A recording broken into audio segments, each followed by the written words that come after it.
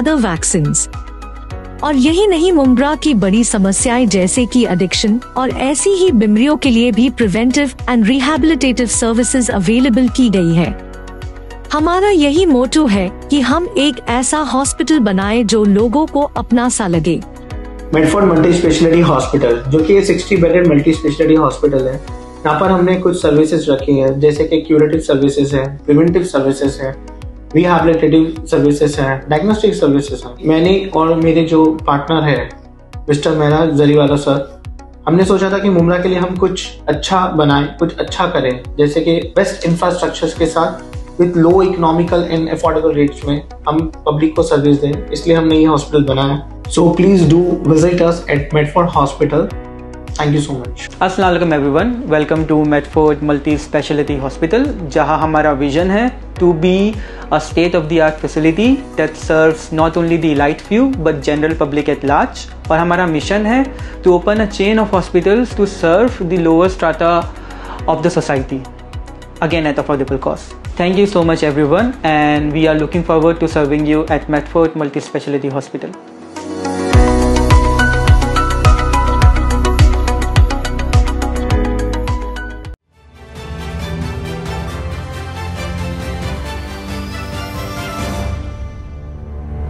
मैं हूं जहांगीर रियासत, आप देख रहे हैं न्यूज ऐप के। मुमरा के नदीम खान आज फिर बोले, हमेशा की तरह इस बार भी बेबाकी से बात करने वाले, बिंदास बोलने वाले नदीम खान आज केरल मूवी पे उन्होंने बात की है। केरल मूवी के जो डायरेक्टर है उनको आड़े हाथ लिया और उनको खुला चैलेंज दिया है। नदीम खान ने कहा कि केरल मूवी के डायरेक्टर मेरी हर एक बात को 1 to 1 में जवाब दे। आज नदीम खान बहुत ही भावुक थे क्योंकि उनके दिल को कुछ ठेस लगी है। किस तरह से उन्होंने अपनी भावना व्यक्त की है, आड़े हाथ लिया है केरल मूवी के डायरेक्टर को। नदीम खान इस मुद्दे पे कोई बात नहीं करना चाह रहे थे, लेकिन काफी दोस्त उनके नाराज हो गए हैं, इसलिए वो बहुत ही कंट्रोल के बाद वो अपने आप को भी नहीं रोक, सीधा चैलेंज किया है उस मूवी के डायरेक्टर को। कहा 1 to 1 में मेरे से बात कर और मेरे सारे सवालों का जवाब दे। यदि ये वीडियो उन तक पहुंचता है तो जरूर नदीम खान से वो संपर्क करके उनके हर बात का जवाब दे। क्या कुछ कहा नदीम खान ने इस केरल मूवी के डायरेक्टर के लिए, आइए देखिए हमारी इस खबर में। अस्सलाम वालेकुम, जय हिंद, जय महाराष्ट्र। केरल मूवी जो अभी लिख लिए बहुत क्रेज में चल रही है, तो मैं केरल मूवी या किसी भी धार्मिक मूवी के ऊपर बात नहीं करने वाला हूँ। मैं बात करने वाला केरल मूवी बनाने वाले पहले अली अकबर राम सिमहन फिल्म निर्देशक। ये कहता है इस्लामिक राष्ट्र के लिए संघर्ष करना चाहिए, ऐसा कुरान में लिखा हुआ। ये ऐसी बात कहता है, और जिससे जिहाद कहते हैं ये वाकई कुरान में है, मैं झूठ नहीं बोल रहा हूँ।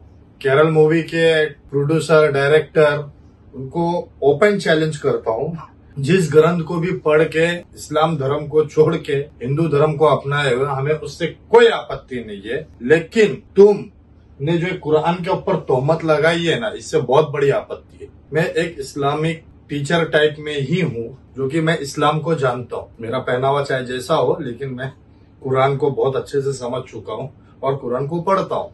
ऐसा इस्लाम धर्म कभी नहीं कहता कि तुम किसी का कत्ल करो और किसी पर जुल्म करो।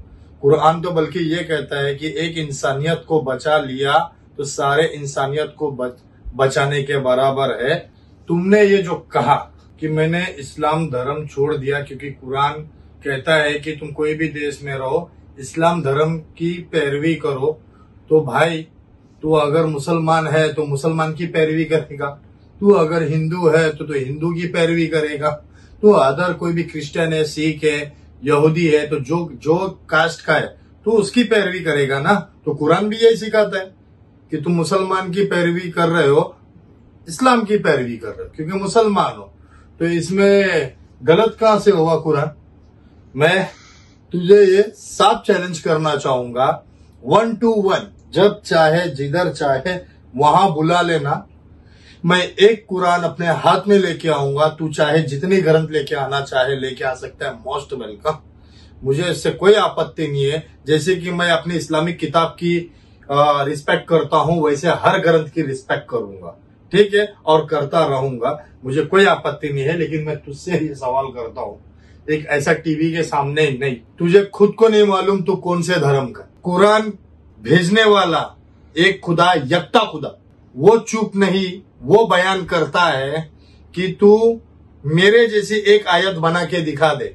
तो तू जिस धर्म को मान रहा है, तू जिस धर्म में भी है, मुझे उससे कोई आपत्ति नहीं। डेमोक्रेसी, फ्रीडम, तुझे जैसे बात रखने की अनुमति है, ऐसी एक मुसलमान इंसान को भी बात रखने की अनुमति है।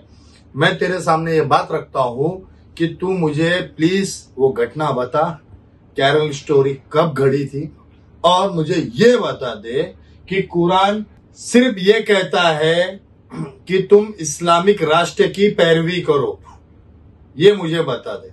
मेरे नबी ने कहा है कि तुम जिस देश में, जिस दुनिया में पैदा हुए, जिस जगह पैदा हुए, वहां के लॉ को मानो। तो इंडिया के अंदर इंडिया के लॉ को मानना है, सऊदी के अंदर सऊदी के लॉ को मानना है, सऊदी लोगों को, दुबई के जो जिस जगह का रिलेशनशिप में, वो उस जगह के रिलेशनशिप के लॉ को मानेगा। जैसे इंडियन मुस्लिम इंडियन लॉ को जरूर मानता है, संविधान को। और दूसरी बात, सबसे बड़ी बात जो मैं कहूंगा, अगर ये बात पे बुरा लगे, बहुत सी जगह में मेरे दोस्त, मेरे अपने मुझसे टूट चुके, सब निकल चुके, लेकिन ये ऐसी गलत बातें जब आती है ना, तभी मैं वीडियोस बनाता हूं, नहीं तो मैं बनाता नहीं हूं।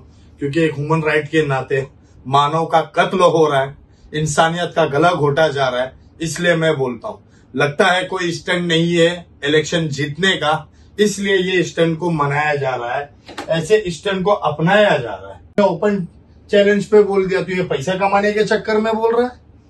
केरल रिलीजम के ऊपर तूने जो मूवी बनाई, वो मूवी कौन से सन में, कौन से टाइम में घटना को अंजाम दी गई थी, वो कौन सी घटना है जो केरल मूवी को तूने रिलीज किया। ये एक पॉलिटिकल स्टंट हो सकता है, ये एक धार्मिक स्टंट हो सकता है।